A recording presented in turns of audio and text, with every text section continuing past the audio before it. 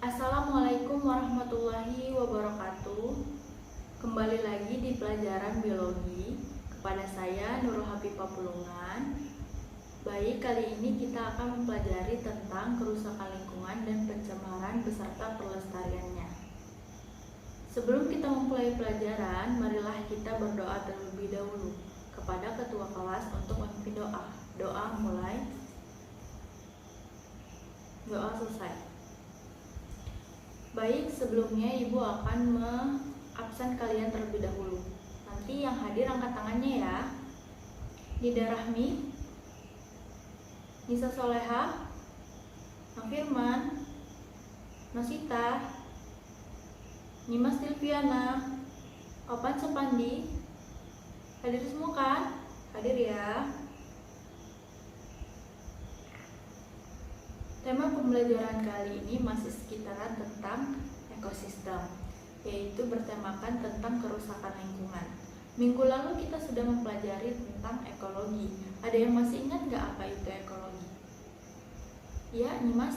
Ya, benar sekali. Ekologi adalah interaksi makhluk hidup dengan makhluk hidup lainnya dan lingkungannya. Sebelum itu, Ibu akan bertanya terlebih dahulu, apa sih faktor-faktor yang mempengaruhi kerusakan lingkungan? Ada yang tahu? Angkat tangan. Ya, kepada Nafirman. Ya, benar sekali. Faktor-faktor kerusakan lingkungan itu terbagi atas dua faktor. Yang pertama ada faktor alam, yang kedua ada faktor dari manusia. Faktor alam itu biasanya faktor yang terjadi oleh alam itu sendiri, seperti terjadinya gunung meletus, gempa bumi, dan lain-lainnya. Sedangkan faktor dari manusia, sekarang ini masih banyak orang-orang yang membuang sampah sembarangan, terutama di sungai. Nah, hal ini akan mengakibatkan banjir jika hari penghujan tiba. Macam-macam pencemaran lingkungan. Ada 4 macam pencemaran lingkungan. Yang pertama ada pencemaran udara, yang kedua ada pencemaran air, yang ketiga ada pencemaran tanah, yang keempat ada pencemaran suara. Yang pertama ada pencemaran udara. Bahan pencemaran udara ini terdiri dari gas dan partikel. Contohnya seperti gas H2S.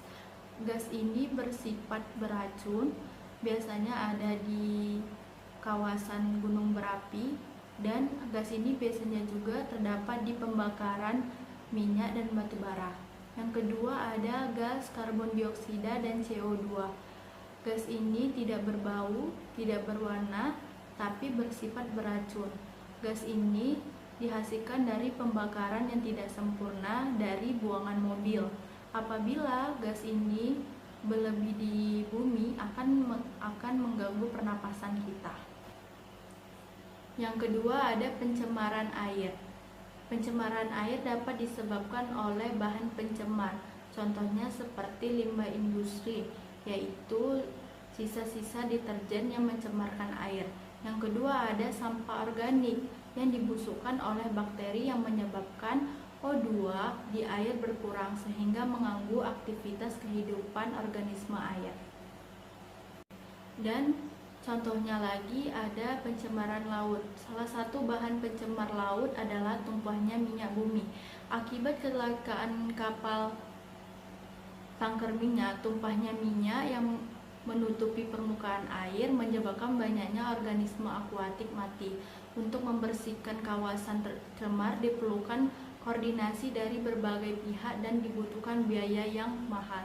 Jika penanggulangan tersebut terlambat, kerugian akan semakin besar dan pencemaran tersebut dapat mengganggu ekosistem laut. Yang ketiga ada pencemaran tanah. Pencemaran tanah dapat disebabkan oleh beberapa jenis bahan pencemar. Pertama, contohnya sampah plastik.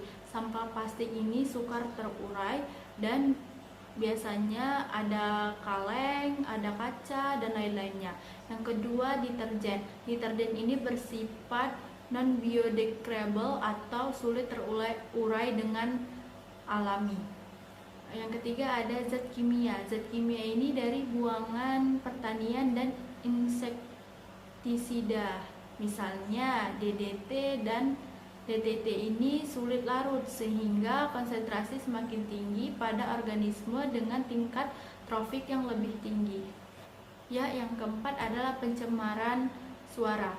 Pencemaran suara dapat disebabkan oleh suara kendaraan bermotor, pesawat terbang, dan mesin pabrik. Pencemaran suara dapat mengganggu pendengaran manusia. Baik, setelah Ibu memberikan materi, kita masuk ke sesi diskusi. Diskusi kali ini, Ibu akan membuat kalian menjadi 8 kelompok, yang dimana 8 kelompok tersebut terdiri atas 4 orang siswa.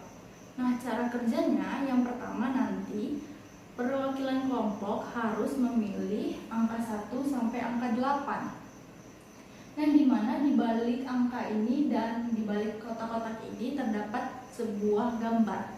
Nah, gambar tersebut harus dipindahkan ke papan sebelah sini. Nah, gambar tersebut termasuk kelompok yang mana? Nah, di papan ini ada 2 kelompok. Yang pertama ada pencemaran lingkungan dan pelestarian lingkungan. Nah, contohnya misal kelompok 1 memilih kotak nomor 7. Dan ternyata gambar ini adalah gambar tentang pencemaran lingkungan dan ini adalah termasuk gambar pencemaran tanah. Nah, gambar ini akan ditempelkan ke kolom pencemaran lingkungan.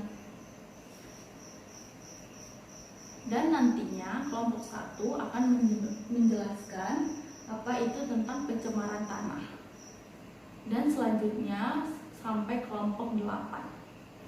Baik, mungkin itu saja yang Ibu dapat sampaikan. Lebih dan kurangnya Ibu mohon maaf. Ibu akhiri. Wassalamualaikum warahmatullahi wabarakatuh.